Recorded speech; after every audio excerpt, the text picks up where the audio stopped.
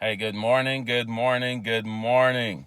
How is everyone doing today? How are you guys doing today? Hey, this is Gregory Wiles coming live to you from Houston, Texas with this inspirational morning walk. For first time listeners, I just get some exercise in the mornings and I just share my thoughts with you guys. Whatever I'm inspired to talk about that day, I just share with you guys. Hey, you can go and look on YouTube. We have lots of stuff on YouTube that we did. Mr. Osmond Smith, good morning. Good morning. How are you doing? Jillian, Big Sis, good morning. How are you doing today? How are you doing? Yes, we have lots of stuff on YouTube that we did, and you can go back and find some stuff there. I'm on 7:30 Eastern Time, Central Time. That's our time here in Texas. And then there's 8:30 Eastern, and then you can check and see which time zone you're in. But today, man, today I can jump into it. I got a couple of scriptures here. I'm going to sit in the car because I got a couple of scriptures I want to get through. And if it's going on a little too long, I'm probably going to stop it and do a part two quickly. But I want to talk about today some of the things we're dealing with. And we can look at the life of Jesus' ministry. And some of the things we are dealing with, it's not only the physical or medical, it can be spiritual, right? And this is a topic I know the churches stay away from. They don't spend a lot of time on spiritual stuff. Good morning, Tessa. Good morning, cuz. How are you doing? They don't spend a lot of time on this, at least the churches I've been to. We don't get into a lot of the spiritual aspects of this whole Christianity. And so I want to shed a little light on that today. Some of the things we're dealing with, we're looking at Jesus' ministry, and some of the things we're dealing with, it's not only medical or physical and stuff like that, right? And we're looking at this ministry. And what we do today, a lot of things with healing, they separate just the healing and from the spiritual aspect, and we're going to see Jesus incorporated all the time. So let's first look at Luke 4. Luke 4, read from about 31 to 42. I'm going to try and go through this as quickly as possible, right? Luke 4, 31 through 42, right? Then he went down to Capernaum, a town in Galilee, and on the Sabbath he taught the people. They were amazed at his teaching because his words had authority. In the synagogue there was a man possessed by a demon, an impure spirit. He cried out at the top of his voice, "Go away! What do you want with us, Jesus of Nazareth? Have you come to destroy us? I know who you are, the Holy One of God." And that's what I want to say. This guy was a guy, ordinary guy, going to church all the time, just like a lot of us, right? Sitting in church, I don't know how many years he going to church, but he was fine in the church. And that's what happened a lot of time. A demon don't mind sitting in a church, right? Because that's what Paul was saying. Set your eyes not on the things that can see. If he know no one in the church can detect him, he's fine. If we're just looking at what we can see, this Mr. Smith probably dealing with some addiction, some type of sickness. Everybody know, Mr. Smith is sick and he got this type of sickness. We pray for him in the prayer group, praying and all of that, right? And not knowing this is a demon that was in him. And he's in church all the time, right? But now that Jesus is not a man who looking at just the physical, he has the sense of discernment. He can detect him. So now the best form of defense is to attack. He jump up quick because he know Jesus is going to find him, right? So he jump up. And I know people like that, guys. I had this life experience in my personal life. They got people who just don't like a certain person. People with, and then they find out they were, demons that was driving them. And there's certain people come about that they know can detect, and they don't know the person. They don't have a clue who this person is, but they just know they don't like that person. I don't like this person. And this was just like this case here. This man just jumped out. Jesus of Nazareth. So he don't recognize who Jesus is, right? So let's go on. "Be quiet," Jesus said sternly. "Come out of him." Then the demon threw the man down before them all and came out without injuring the man, right? The demon come out. All the people were amazed and said to each other, "What words what words these are. With authority and power, he gave orders to impure spirits, and they come out. And the news about him spread throughout the surrounding area. So Jesus really, really become popular because of this ability to drive out evil spirits out of people. He really, really become, because in the Old Testament you hear about all kind of healing, but you never heard about anyone driving out evil spirits, right? So they were amazed. This was new to them. So this news got around. Who is this guy, right? Who is this guy could speak to even impure spirits or demons or all that use interchangeably, right? It's the same thing. Who's this guy, right? So you get popular because of that, right? So let's go on quickly and see the next one here. So let's look at Luke 4:38 through 41, right? It said Jesus heals many. Jesus left the synagogue and went to the home of Simon. Now Simon's mother-in-law was suffering from a high fever, and they asked Jesus to help her. So he bent over and rebuked the fever, and it left her. She got up at once and began to wait on them. So in this case here, this is a fever. Jesus didn't say this is a spirit or anything. He said it's a fever. He rebuked the fever, right? He rebuked the fever, and the fever left her, right? He rebuked the fever. So let's go on here now, right? At sunset, the people brought to Jesus all who had various kinds of sicknesses, and laying his hands on each one of them, he healed them. He healed them. To bring people that was sick to him with all kinds of sicknesses, and laying his hands on each one, he healed them, right? They said to bring people who were sick.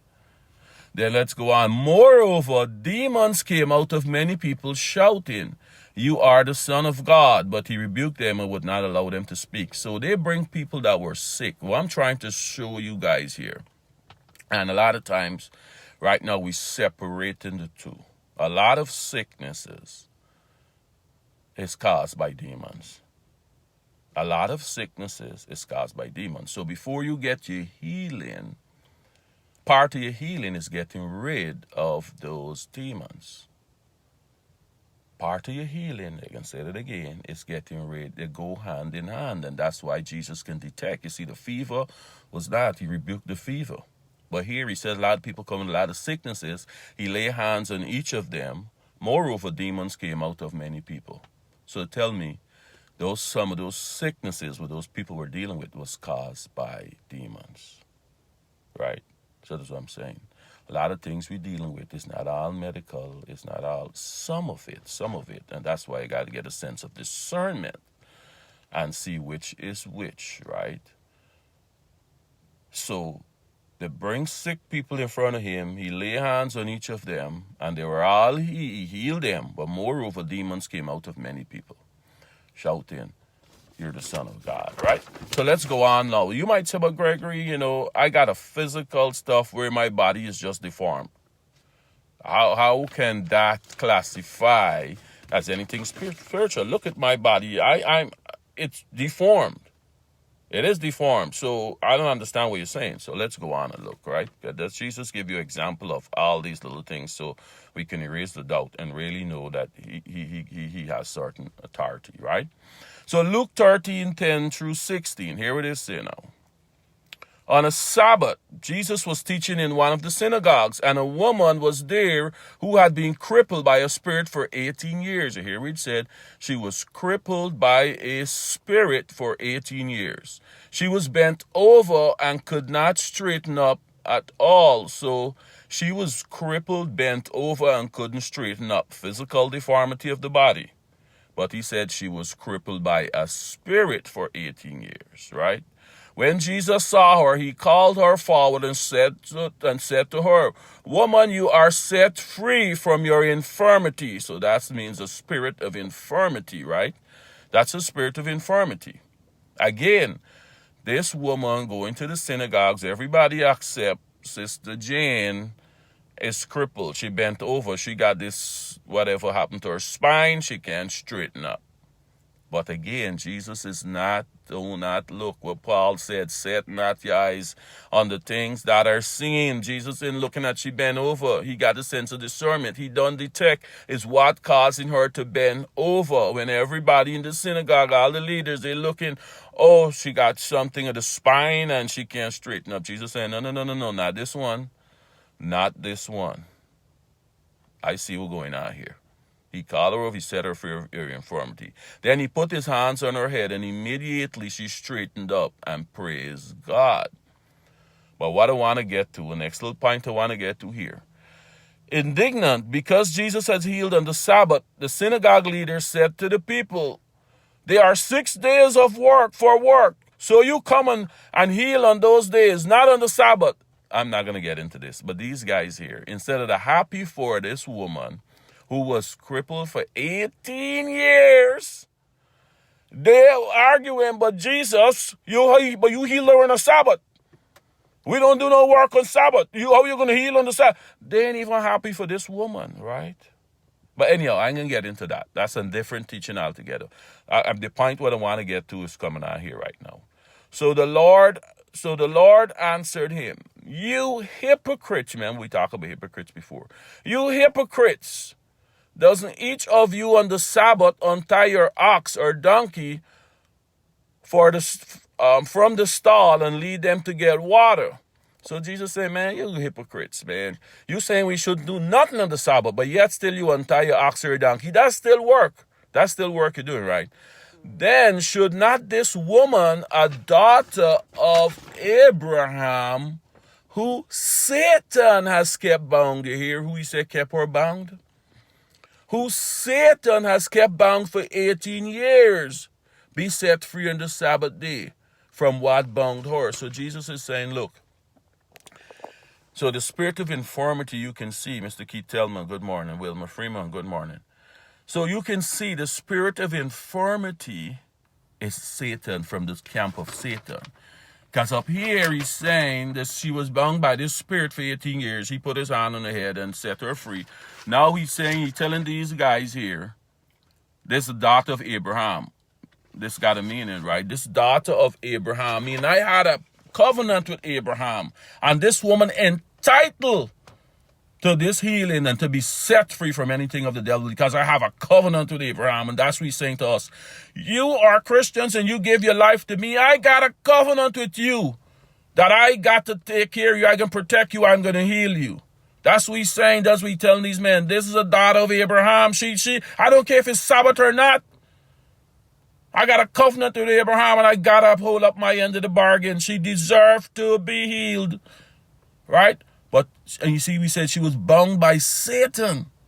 By Satan, right? And this was a woman who was crippled for 18 years. So you might say, I got the physical deformity, Gregory. How this can be spiritual. I'm not saying this exactly is, but I'm saying don't rule it out. Because if you rule it out, you might messing up your own healing. If you rule it out and say, my spine is bent, the doctor, you might messing up your own healing. I'm saying, don't rule it out. That could be it. And I'm saying, don't rule this out. Because Jesus is showing us, even when you got a physical deformity, Satan can still be involved. Right? So let's go on. In Mark 16, 15 through 18.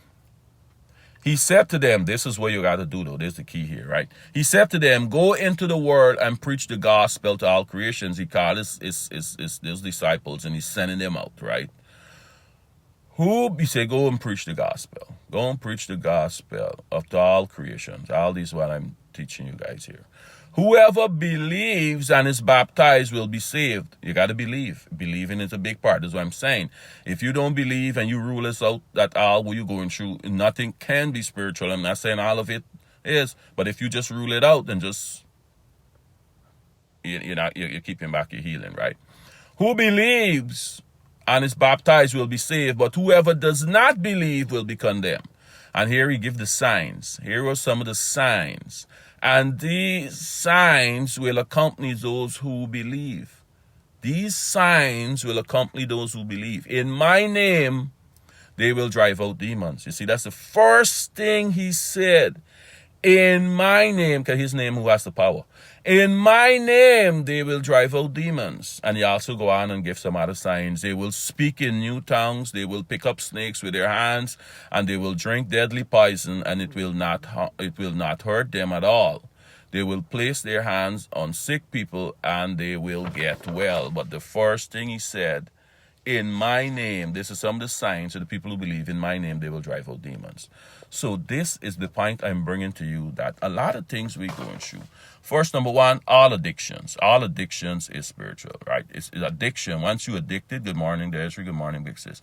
Addiction is you because you're not in control. When you're addicted, if you do something, let's say you take some drinks sometime. I gonna take some drinks when I go to a party. And you know me, and you go out for a whole week and you realize, man, I got to stop, man. I drink too much for the last week.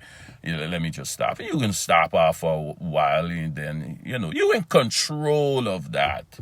You're in control. You go out a couple of nights, you drink a little too much, you decide, okay, man, I got to back off of this thing.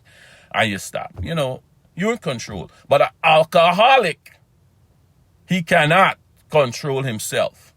He cannot control himself. He is driven. That's an addiction. That's when you're not in control anymore. Something else is controlling you. So all addictions are, right?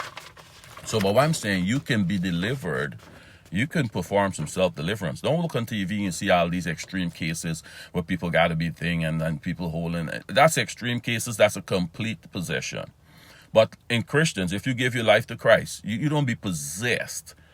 Because you don't give your life to Christ, he fill up the stuff. He possesses you. Certain parts of your life you can be demonized, right? So these are some helpful scriptures here. But let me give you one thing here for the 12. When he sent out the 12 too. Jesus called his 12 disciples to him and gave them authority to drive out impure spirits and to heal every disease and sickness. So again, I wanted to see Jesus in separating the two.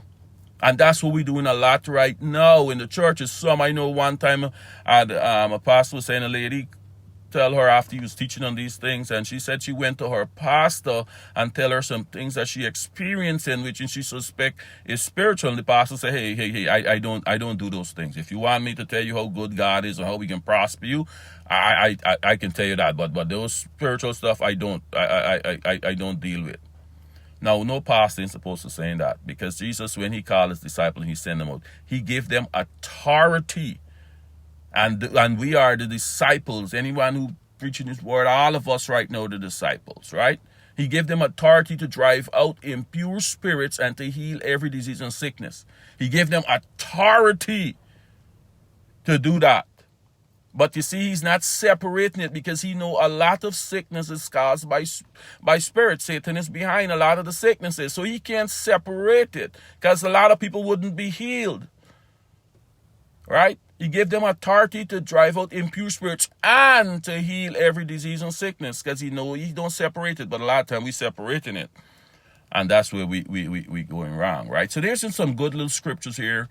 And you could get your own self-deliverance from stuff that's bothering you. You got some addiction. You got something you're struggling with. And you're struggling with it in private. See, a lot of the addictions, we can see a man drunk, a man hooked in drugs, and all of that. We're seeing that, and they can play out publicly. We're seeing the damage doing thing. But a lot of us got things we going home with and we're struggling with in our privacy of our own home. And a lot of people don't know, man. And you might be, ashamed, but you can go and get your own self-deliverance, right? In your own home, you can get your own little self-deliverance there, right? But here's some good scriptures to incorporate in that. Going on too long. Let me wrap this up quick. In Colossians 1:13, it said, "For he has rescued us from the dominion of darkness and brought us into the kingdom of the Son he loves," right? There's a good scripture I can show you how to incorporate it. And then Luke 10:19 said, "I have given you authority to trample on snakes and scorpions and to overcome all the power of the enemy. Nothing will harm you." He gave us the authority, right? He gave us the authority. And Joel, if you want to really like Joel 2:32, it said, "And it shall come to pass that whosoever shall call on the name of the Lord shall be delivered." So you can call on the name of the Lord and get your deliverance. Right? He's saying it shall come to pass that whosoever, he didn't say there's got to be no special person. He didn't say no pastor. He didn't say the bishop. He said, whosoever call on the name of the Lord shall be delivered, man. So you use these little scriptures. I got a lot more. I didn't want to go on too long, right? But you can get your own deliverance from the stuff that you're struggling with. And just remember, a lot of stuff can be spiritual. Don't just cast out and say no, because you're going to mess up your healing. Deal with it from both angles, right, guys? So, guys, I pray that you get a better understanding of this. And some of the things we're dealing with is not only physical, it can be caused by spiritual.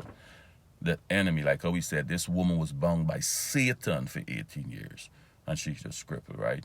So, not everything, but this is why you got to get a sense of discernment and realize you got certain things you're dealing with and it's not going away, and you're just taking little stuff and you're getting a little relief, and it's there and it's there and it's there, and doctor can't get you go spiritually with it. Attack it from the spiritual perspective, right, guys? So I'm gonna leave that there. But you can incorporate these prayers. God, you said whosoever call on the name of the Lord shall be delivered. Father, I'm calling on you and the name wherever you're struggling with. Father, I'm dealing with this for how many years, Father, right? And you give us authority. You said in Luke 10:19, you've given us authority to trample on snakes and scorpions and to overcome all the power of the enemy, and nothing will harm me, Father. I use that authority that you give me right now to rid myself of this addiction that I have, Father.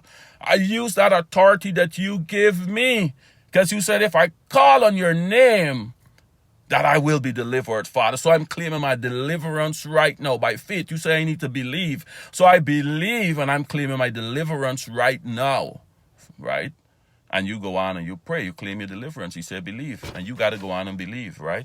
All right, guys, I'm going to leave that there. Hey, but for next week, I'm going to be out of town. I'm not sure if I'm going to get to do some stuff. But if I do, I'm going to get to do some stuff. I'm not sure the time that I'll have. But I'll try and get some stuff in. But if not, I can be a little busy. But I'm going to still try and see what I can do. All right, guys, have a great day. Goodbye.